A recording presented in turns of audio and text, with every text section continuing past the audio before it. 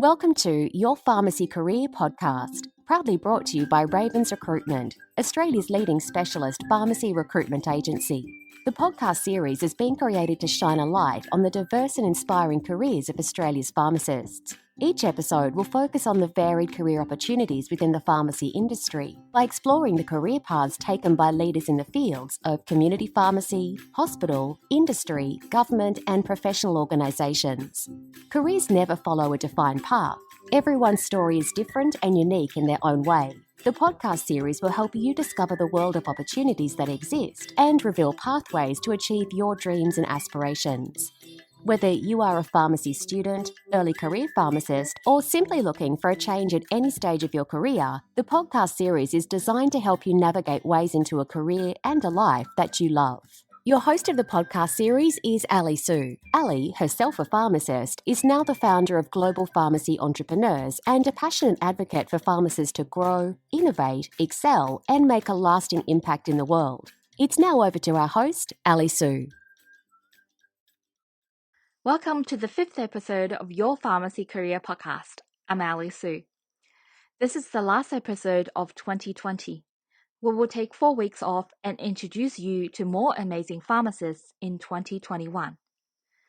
Before I introduce you to our guest today, I want to thank all pharmacists and pharmacy staff for your extraordinary dedication and support to the community during this unprecedented time. It has been a tough year. Whether it is bushfires, floods, or the COVID-19 crisis, you have led from the front to provide care and ensure public safety at all times. At the end of 2020, hope you all have a well-deserved rest.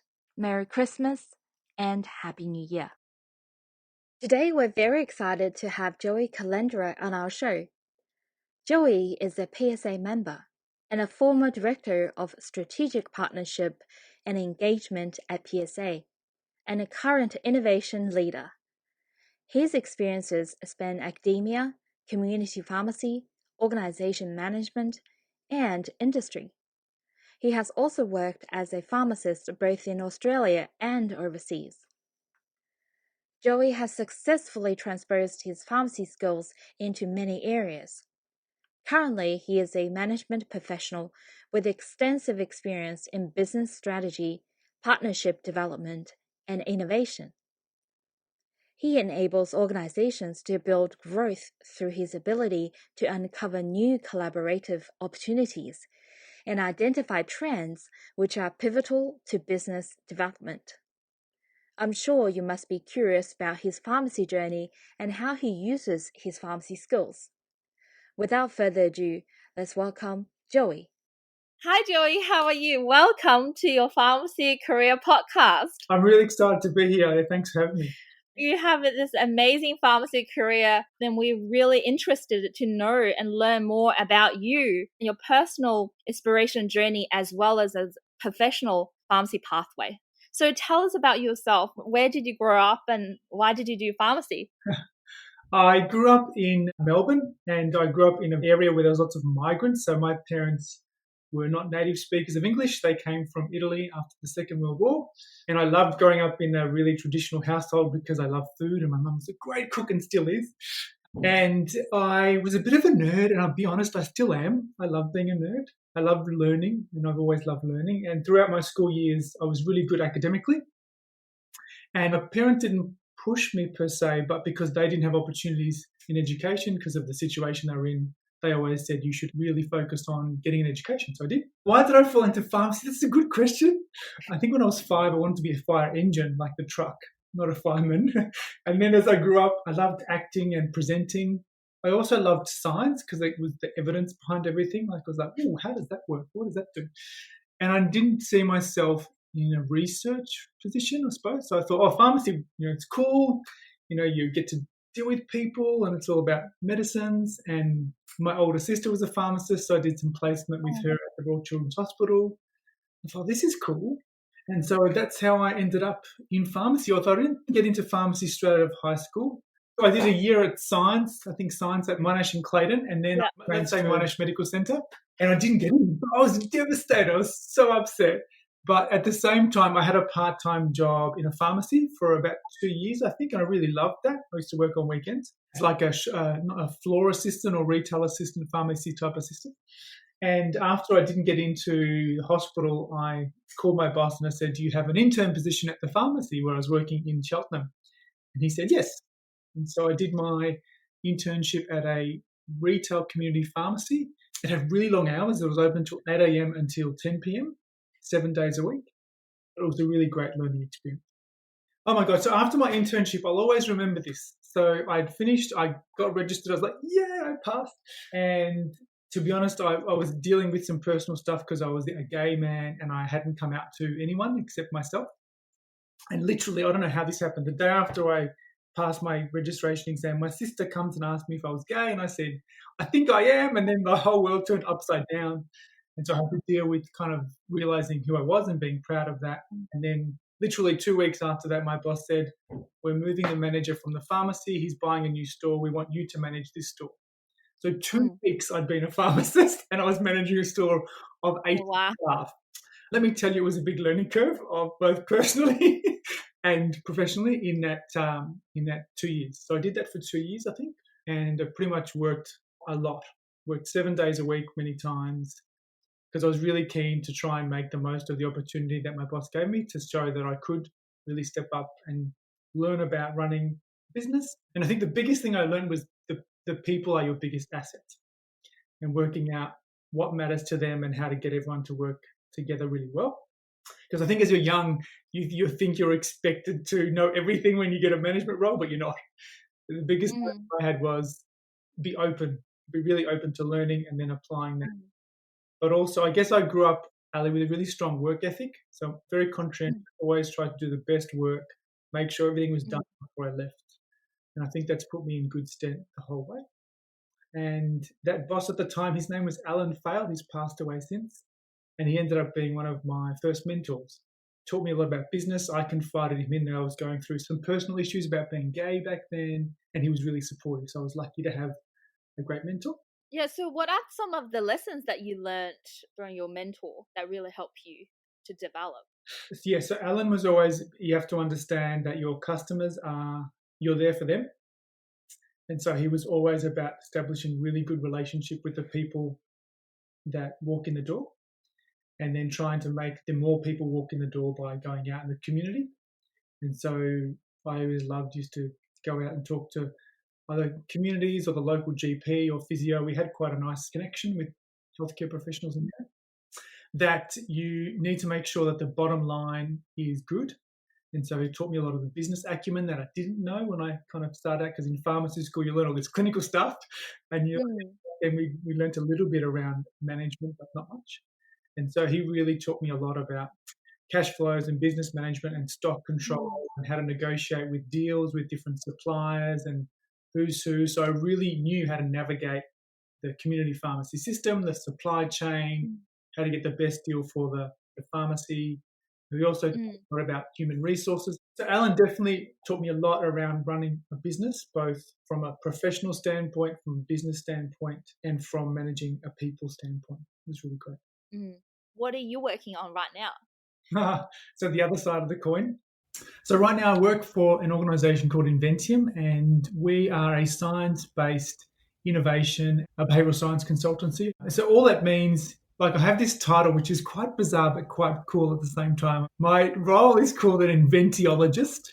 It's just kind of our kooky way of saying inventium scientist. So we look at all the latest research from the top tier academic journals from around the world. And then we translate that into really practical tools to help people either innovate, become more productive, more focused, more engaged at work, help companies build innovation strategies, build capabilities in their teams around innovation. And so it combines my love of inspiring people, like to really learn more in a really engaging way, but also everything that's based on empathy. So always putting people first, and evidence. So there's no rubbish, like we don't teach what's not true. And I think that was ingrained from the pharmacy education, where everything is based on the evidence. What you're doing now is different to a traditional pharmacist role. But what are some of the skills that you're still using from the pharmacy world? The first one would definitely be communication skills and empathy. So particularly in a community pharmacy setting, you get really good at trying to use good communication skills to put yourself in the shoes of the people that you're working with to understand what is going on, really get what the situation is. So that could be either in the pharmacy itself, when you're talking to people, when you visited people in their homes, either to chat with them or do a medication review, for example.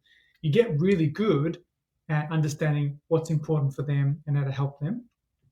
And that's been incredibly valuable in this role, where it's the same principle, where you really use empathy to understand what is that customer's real need, what's their frustration. And then you work backwards using like a best practice innovation process that we follow to then work out, okay, how do we come up with some really great ideas to solve for that particular challenge? And then how do you quickly and cheaply test those using lean startup methodologies? And so empathy is definitely a big one. My ability to understand research and science has been really valuable. So I can literally trawl through lots of research papers and kind of learn quickly. And also the power of people. So either as a manager or leader, managing people as part of a team, working collaboratively has all been really important. So I don't think the pharmacology skills around ACE inhibitors is as important right now, but it's the other skills that you learn along the way. I know that you said earlier open to opportunities, and you had a lot of different opportunities throughout your career. Can you tell us a bit more about what are some of the opportunities you had, and how did you get those opportunities? The first was moving to London, and I heard about that through some friends and networking. So I used to go to lots of events, either local events or, those kind of big conference type things. And I definitely recommend those because it's a great place to network and talk to people that you don't normally talk to. And it's interesting, you can learn so much from even people doing the same job as you, but in a completely different store or location. It's been quite great. And I found out that there was an opportunity for pharmacists to work in London or England. There was a reciprocity. And so I always wanted to travel. Like I'd love traveling. The first thing I did after I think I finished my intern year was travel for 6 months or something. And so after that, I applied and I went to London, and I was really lucky. I looked for lots of jobs over here, and I actually had some phone interviews. I was here in Australia at like 4 a.m. or something crazy. It was awful, but I got a job. So it was really exciting. And then, so in the first 4 weeks in London, I worked for a chain called ABC. There was about 20 pharmacies in London, and it was great. So I actually got a different pharmacy every 3 days for 4 weeks as part of my 4-week intern. I learned a lot. I also learned about different cultures and how to move around London. I was like, no idea what I was doing. And then from there, I stayed on for about 3 years. And that was probably an incredible opportunity because at the time they were changing over, it was called the white paper. So they were pretty much changing community pharmacy to be more clinical focused to respond to the local primary healthcare needs. And so you had to do all this kind of education. And I thought, oh my God, this is me, like I'm a nerd, right? I was like, yes, I'm going to dive into this. And that's when we did things, I think they were called essential and advanced healthcare services and medicine usage reviews, which were kind of a basic medication review. And the services were things like we do here now in Australia, like diabetes and cardiovascular type services, as well as smoking cessation. There was things that we ran around mental health. And basically, it was determined on data from what was called primary care trusts, which is kind of similar to primary health networks or Medicare locals, but smaller because London has a massive population, so small geography, but still a massive amount of people there. And I got to travel around Europe too at the same time. And then when I came back, the opportunity I took up was locuming regionally around Victoria. Because I got back and I was all kind of, I don't want to dive into something, I'm young. And it was great. So for about maybe a year, it was amazing. I got paid really well. You get to explore these rural communities. Often your role in some of those communities as a pharmacist is big. Like I remember one, I can't remember where it was now. The GP came once a week. So part of my role was literally to kind of prioritize, like, who needs to see the GP first when she comes? And so she would literally walk into the pharmacy on week 2 because she realized I had this big list when she came the first time. And she was like, Joey, okay, who do I need to see first? And so it was really valuable. So I'd stayed in pharmacist homes. I think that was a really great learning opportunity. I don't think you can do it forever, but in that year, I was able to travel around regional Victoria. I made some really great money at the same time. And so that was an opportunity I definitely took up. That was great. And then at that time, Alan said, we want to start up a Priceline pharmacy, and that was unheard of back in the day. It's like, what? That's that corporate store that sells shampoo. And so I said, yeah, absolutely, I'll put my hand up. Ali, that was a big learning curve because they had no idea about pharmacy law, and I was trying to get them. I was like, no, you can't decide to put, Christmas gifts in front of the dispensary. There's a thing called a professional service area. We worked out how to do it together, and that was a great learning curve as well. Also to get a different understanding of what a pharmacy business model could look like. So that was really good. Then I was asked to move to Sydney, and Sol Patterson Chemist, I'm not even sure if they're still around. They were rebranding and they were setting up a whole bunch of new stores. And so my job was to open up greenfield site. Again, a big learning curve. I didn't know about New South Wales law and what you needed to do. I'm not prepared in dealing with builders and labourers and people building stores and hiring staff. But again, I put my hand up and I learned along the way. And so that was a really great experience to give that a go. Then after that, I realised that maybe pharmacy was not something that I really loved doing in terms of the community setting, because I was lucky enough to do one of the first ever community pharmacy programs back then. I think they were called Diabetes Medication Assistance Service, something like that. And I loved doing those components. And so I got into, when I came back to Melbourne, going to Monash University and teaching as part of the intern program, because I love the teaching component. And then from there, I got asked to work with the Pharmacy Guild and teach the pharmacy assistant program. I loved that. That was probably one of my favourite parts, because when you run a store, you realise that not only is the pharmacist important, but every single individual in that team is equally important. And so the way that you can educate and support each other makes a big difference. Actually, I'll tell you the story around talking to someone after I came back from the UK, and I said, there's something wrong, because we used to run a chlamydia testing service in my pharmacy in the UK.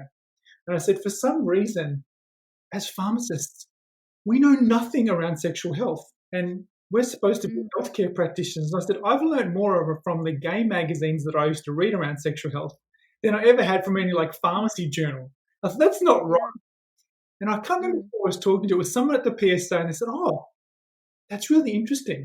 And literally 2 weeks later, they gave me a call and they said, oh, do you want to come and talk at our sexual health conference we're running? And I was like, sure, why not? And so from there, I did a whole bunch of research on what was kind of important for people to understand. And it was about facts and fallacies. It was what people thought was true and what was actually true. So I kind of just cleared that up. And then from there, I got asked to speak at one of their national conferences, and that got picked up by all the states. And so I went around Australia teaching around sexual health, particularly focused on the national kind of sexual transmissible infectious disease strategy and how pharmacists play a role. And then I got asked to apply for a job at PSA, leading their professional development, and I got it. And that was so much fun, because you have to align all these different states to kind of work out what's most important, overall, leading to Australia's health priorities, but locally.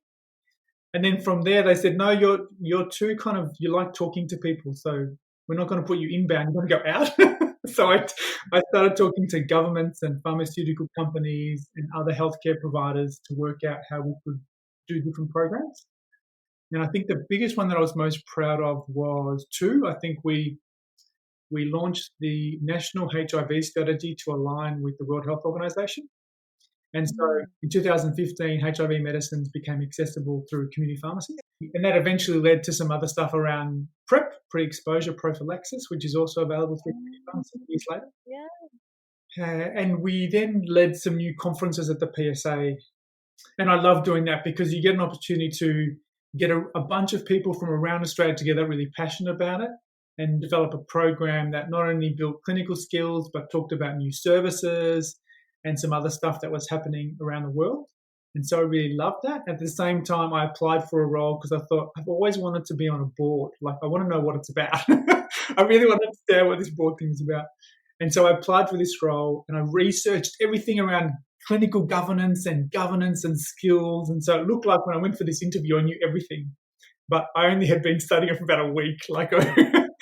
And so I got this role, and that was really interesting to learn about the role of a regulator. So they existed to basically keep the public safe. And so that gave me some really good understanding of the importance of governance and overseeing companies as a people, as opposed to actually managing and leading it, overseeing the whole kind of strategic piece. Yeah. And also dealing directly with health departments. That was interesting as well, both good and bad. And I got to meet some great people as well, like Steve Marty, who passed away a few years ago as well, along the way.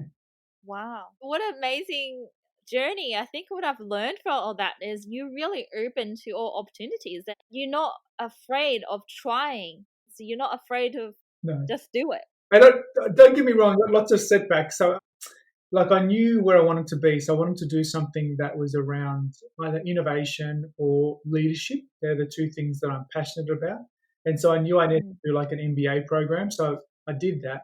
And after I finished that, I applied for maybe 10 different types of roles. And all of them like, no, like lots of you're going to get lots of knockbacks. So you kind of like, you get upset and then you pick yourself up and you go, okay, keep going. And I love your positive attitude. Ali, that comes down to me for a couple of things. You've got to have a really good network of friends and family and people that are true friends and family. And I've learned that over the years. I thought there were people that were good friends, and you learn over the years they're not. So you can have that support. I also learned the value of mentors and coaches along the way. So one for me. Then, when I was working at a pharmacy in another one in Cheltenham, I sought out a gentleman who was quite well known. I won't talk about who he is. And I asked him to be my mentor, and he said, yes. And then he actually said to me after a year, he said, you've outgrown me. You need to find someone else. And so I've continued along that journey of having coaches and mentors. I even have a coach. Her name's Christine. She's amazing. She lives in Queensland now. She used to live here. So we still catch up regularly. And she does definitely help me along the way. I've been lucky enough to have my partner, Russell. He's also a really good mentor as well, so that's been lucky. And also my dad is quite a clever man in his time. And so I'm really lucky to have family and friends that are supportive. But one thing I recommend to students is definitely seek out some mentors. And if there are people that you like out there, approach them, talk to them, but really think about what it is you want from that mentorship. Yeah, well, that's a good point. I've spoken to many students. They don't know how to reach out to mentors. The thing that I learned is that you can't beat face-to-face. So go out to events. So if they're local lectures or networking events or conferences, go out and talk to people. And so my advice here, and this is what one of my mentors advised me when I went to my first big conference, he said, who do you want to go and meet? And so I wrote the list down. He's like, okay, great. When you see them, what are you going to say? I was like, I don't know. He goes, well, work it out. Work out what you want to say. So you actually plan the events in advance, and I still do this today. Work out who it is you want to speak, who you want to speak to, why you want to speak to them, and what would be the best case scenario of their outcome. And so I knew that I wanted to speak. There was 5 individuals at the first conference, and he helped me work out, okay, well, so you want to see Ali. What do you want to talk to Ali about? Why is that important? And so for me, I'm very personable. I can go straight up to someone and say, oh my God, you're Ali. I love your podcast. And we talk about it. And so that's what I've always done. Always prepare. So in everything that you do, you need to be ready to have a conversation, know who it is. And so if nothing happens from that moment, they know who you are. I met Ali. She was really cool, very entrepreneurial. And so if you reach out to them again, they'll know who you are.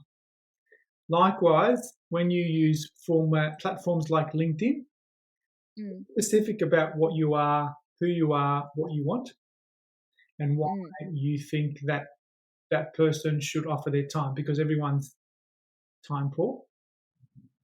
Yeah. And don't be afraid to get, what's the term that people use, ghosted, or like, don't be afraid that you don't get a response. Yeah. And that's okay. Don't take offense. It's probably that person just thought, oh, that's nice, and didn't respond because they're too busy. Yeah. Don't take offense. And don't think that it has to be a high-profile person to be a valuable mentor either. So it could be someone in a local club, whatever it is. I don't know if you play badminton or something. Like really look out for people that you think, I really like the way they talk to people, advise people. I like the way they do that. And even just, you can, go out for a cup of coffee or go for a walk. And there's also some really great mentoring opportunities out there as well, depending on what you're after. So Google it, you might find things. So I'm interested in becoming a mentor now for the Pinnacle Foundation. I'm still going through the process, and that helps young LGBTI kids in need, that scholarships for schools and things, and you help them kind of get back on their feet. And so you can look for those kind of things in your area as well. If you restart your career again, would you do something differently? Was there anything that you think could have changed it or done better? That's a good question. I probably no. I've always loved furniture. Maybe I could be a furniture designer. No, the thing that I would change is that don't think that you are always in the right. So I remember believing some stuff, and when I met this person once, I said, "Oh my God, how can you work for this organization or corporation?" And it was only because someone, there was a popular belief or a group of people that thought a certain way, and so I believed that. I always think my own lesson would be meet the person and get to know who they are, and the organization they work for is not always what you think. So just be open and don't judge people based on what other people think is true or those kind of things. That's probably been my biggest learning. I remember there was 2 occasions, I won't talk about them here, where I thought, in hindsight, that was a really silly, naive thing to do. But you never know, both personally, in terms of my value set, I didn't feel right. When it doesn't feel right in your gut, but also professionally, those people are going to be someone that you might bump into or work with or network with in the future. So you want to make sure that, who was that boss? I think it was one of my bosses in London said, never burn your bridges, always keep them open, which is really valuable. Even if you've worked somewhere, let's say as a student, you work somewhere part-time and you really couldn't stand someone in there, don't tell them that when you leave. Just go, it was nice to work with you. Thank you for the opportunity, and off you go. Because you want to make sure that you leave on good terms, never on bad terms. Wow, good advice. Another question I have is, you do a lot of networking. As a student, we feel like we don't have a lot to give back. We feel like in networking, we have to give people valuable things for exchange. What's the best way to keep networking and build relationships? The first is your mindset. You have lots to give. And so I think in networking with other students is equally as important as networking with people that are already working in terms of pharmacists or other likewise. Really valuable, because these people will be your friends throughout your work life. If you get involved with your student bodies and go to those national events, you get to meet a whole bunch of different students from different areas around Australia, and they will be the people that will grow with you in your career. And if you establish a great networking group as a student, that will put you in good stead in the future, because they will get jobs and they will get promoted in different areas, and you can keep those connections alive. So networking with students is equally as valuable. Networking with students outside of pharmacy is really important, because sometimes in any industry you get fed information specific to pharmacy, right? It's just like it's all around pharmacy and services, and so it's really great to take your blinkers off and be open to what's happening out in the world, because it's something that you'll then use back in whatever career that you choose to do. So I learned about a program where diabetes educators would take their patients to the supermarket to kind of educate on what things to buy in terms of food. And I thought, why don't we do that in the pharmacy? So I did. I literally called this educator. I said, would you come and do this for a couple of my patients or my customers or clients? And so literally in a week, I had 10 people sign up, and we paid for it. I don't know how much more. So those kind of things are good, just to be exposed to different ideas. And what else was there? Networking. Definitely start with your students and outside your organisation, and then go to the events where those people are. I personally I think it's a big core value of mine, is meeting and learning from people. So the fact that I'm learning from you today, Ali, around Zencaster and how you do podcasts is great, because podcast has been a great way for me to learn. And my current founder and boss, she runs a podcast called How I Work. And it's like 1 million subscribers or something crazy. Oh, wow. So it's a great opportunity to learn from talking to different people. So it's one way to kind of get that diversity of thought. My last question is, if you can give one advice to our pharmacy student to build a successful pharmacy career, what it would be? Care about what you do. Keep yourself open to opportunities. Actually make sure that you're proud of the work that you do every single day, because that will make you feel good, and that'll definitely be something that people around you will see. And don't think that a career is stuck by something that other people are doing. So I look at you, Ali, and I thought, oh my God, when I graduated like 100 years ago, podcasting. And so you don't know what's out there. And I teach this now, that the jobs that will exist for those people going through high school don't exist today. And so keep learning, keep making sure that you stay on top of things. And the skills that you learn in pharmacy, you can use everywhere. In my time at the PSA, one of my roles was in strategic partnerships. And I was amazed. There was pharmacists working in the health insurance industry, in banks, in primary healthcare networks, in government roles, literally in all these different roles, in kind of pharmaceutical wholesalers, in pharmaceutical companies and drug companies. Like, there's so many cool pharmacists in that industry. I don't know if you guys get exposed to that in pharmacy college now, like so many. So there's lots of opportunities. So don't feel like you have to do community or hospital. There is a lot of opportunities out there, and talking with lots of different students and networking really helps you work out what that is. Thank you so much. Oh, my pleasure. Thank you for listening to this episode of the Your Pharmacy Career podcast, proudly brought to you by Ravens Recruitment, Australia's leading specialist pharmacy recruitment agency. If you enjoyed this episode and know anyone else who you think would benefit from it, we would be grateful if you could share it with them. Together, we help even more pharmacists develop a career and life they love. If you have any questions or suggestions about future podcast episodes, please reach out to us via email, info@ravensrecruitment.com.au.